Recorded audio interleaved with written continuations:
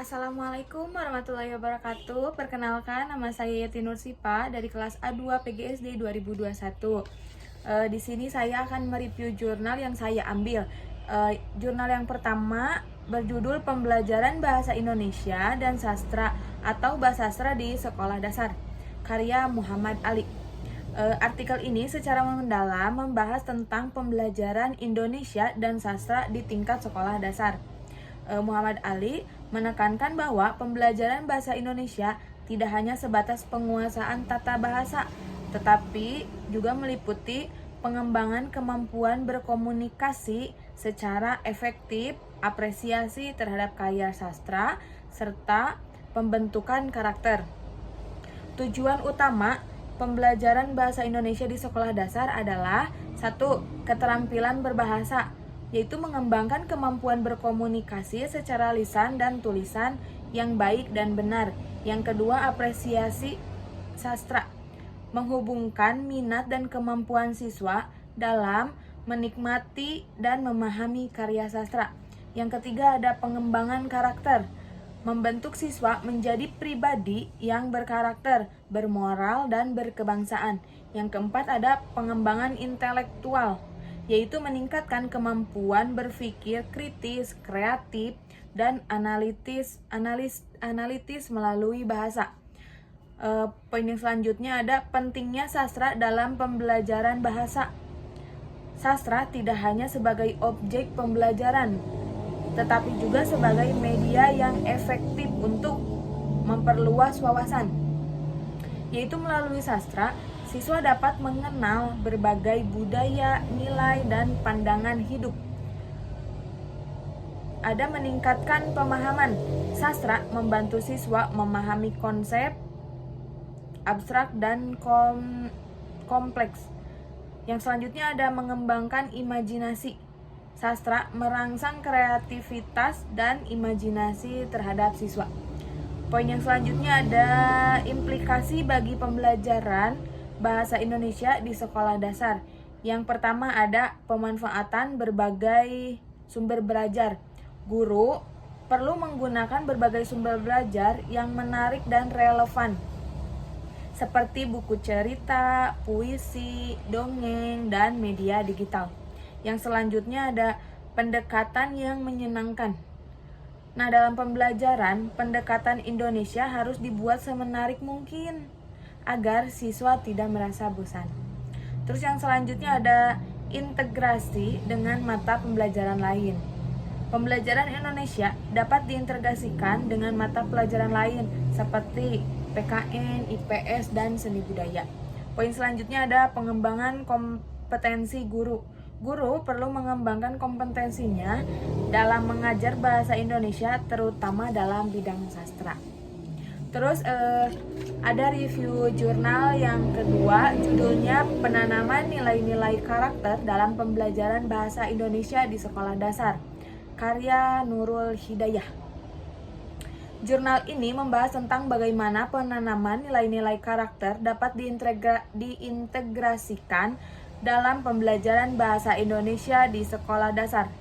Penulis mengemukakan bahwa pendidikan karakter merupakan salah satu komponen penting dalam pembentukan sikap dan perilaku siswa yang baik, serta mendukung pengembangan intelektual dan emosional mereka. Fokus utama jurnal ini adalah untuk mengetahui cara-cara yang dapat dilakukan untuk menanamkan nilai-nilai karakter melalui materi pembelajaran yang ada di sekolah dasar. Metode yang digunakan dalam penelitian itu adalah pendekatan kualitatif dengan desain studi kasus. Penulis melakukan observasi terhadap kegiatan pembelajaran bahasa Indonesia di beberapa sekolah dasar, diikuti dengan wawancara kepada guru dan siswa untuk menggali pemahaman dan penerapan nilai-nilai karakter dalam proses pembelajaran. Dalam hasil penelitiannya, peneliti mengemukakan bahwa beberapa nilai karakter seperti kejujuran, tanggung jawab, disiplin, dan kerjasama sudah mulai diterapkan dalam kegiatan pembelajaran bahasa Indonesia. namun masih terbatas. Misalnya, dalam pembelajaran menulis, siswa diajarkan untuk menulis cerita yang mencerminkan nilai-nilai moral dan karakter yang baik, namun tidak mengintegrasikan nilai-nilai karakter dalam setiap aspek pembelajaran. Dan penerapan karakter cenderung lebih dominan pada aspek penulisan narasi atau puisi daripada dalam pembelajaran berbicara atau mendengarkan. Dalam pembahasan, penulis menyarankan agar penanaman nilai-nilai karakter dalam pembelajaran bahasa Indonesia hanya dilakukan melalui materi yang berbasis teks atau cerita, tetapi juga melalui pendekatan yang lebih komprehensif dan holistik. Salah satu contoh yang diberikan adalah dengan mengajak siswa untuk mendiskusikan karakter tokoh dalam cerita yang mereka baca dan menganalisis perilaku serta keputusan yang diambil oleh tokoh tersebut. Ini dapat membuka ruang bagi siswa untuk mengintegrasikan nilai-nilai karakter tersebut dalam kehidupan sehari-hari mereka. Namun penulis juga menyoroti beberapa tantangan yang dihadapi dalam implementasi pendidikan karakter secara lebih efektif serta keterbatasan waktu dalam kurikulum yang padat. Banyak guru yang merasa terbebani dengan tuntutan untuk menyelesaikan materi kurikulum yang ada, sehingga penerapan pendidikan karakter sering tidak menjadi prioritas utama. Terus yang selanjutnya ada judul jurnalnya Analisis Hambatan Pembelajaran Bahasa Indonesia di Sekolah Dasar, karya Muhammad Alfi Khoiruman. Jurnal ini bertujuan untuk menganalisis berbagai hambatan yang dihadapi dalam pembelajaran bahasa Indonesia di sekolah dasar. Bahasa Indonesia sebagai mata pelajaran dasar yang penting dalam kurikulum pendidikan di Indonesia, memiliki peran sentral dalam membentuk kemampuan berkomunikasi dan berbahasa siswa. Namun dalam praktiknya, pembelajaran bahasa di sekolah dasar tidak selalu berjalan dengan lancar. Penulis berusaha mengidentifikasi berbagai faktor yang terjadi yang menjadi kendala dalam pembelajaran bahasa Indonesia serta memberikan rekomendasi untuk mengatasi masalah tersebut. Dalam hasil penelitiannya menunjukkan bahwa ada berbagai hambatan dalam pembelajaran bahasa Indonesia di sekolah dasar yang dapat dibagi menjadi hambatan internal dan eksternal. Hambatan internal berkaitan dengan faktor-faktor yang berasal dari diri siswa dan guru, seperti yang pertama, kurangnya motivasi siswa. Banyak siswa yang merasa bosan atau kurang tertarik dengan pembelajaran bahasa Indonesia yang dapat disebabkan oleh metode pembelajaran yang monoton dan kurang variatif.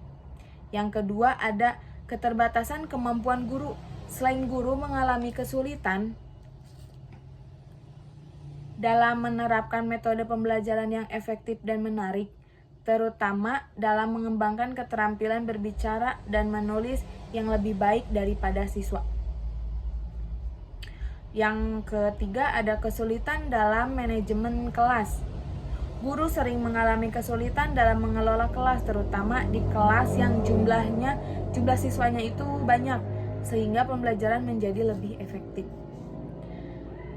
Yang selanjutnya ada hambatan eksternal. Hambatan eksternal meliputi yang pertama, keterbatasan fasilitas dan sumber belajar.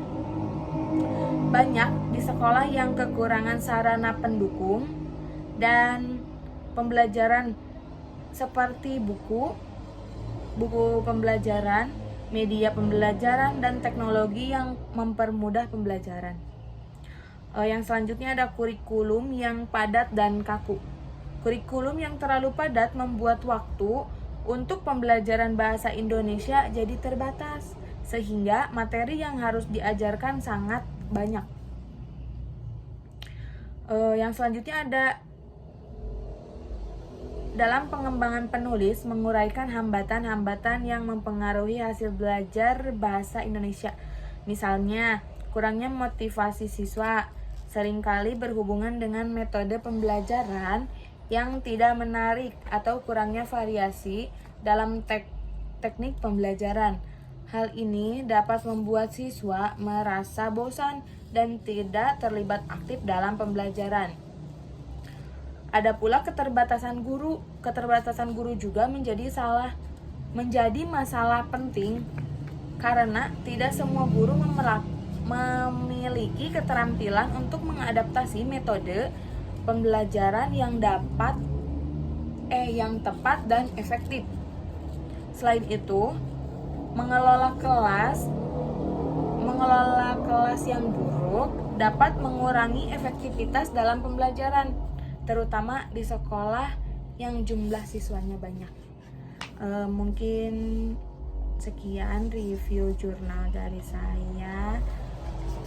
Saya ucapkan terima kasih. Billahi taufiq wal hidayah. Wassalamualaikum warahmatullahi wabarakatuh.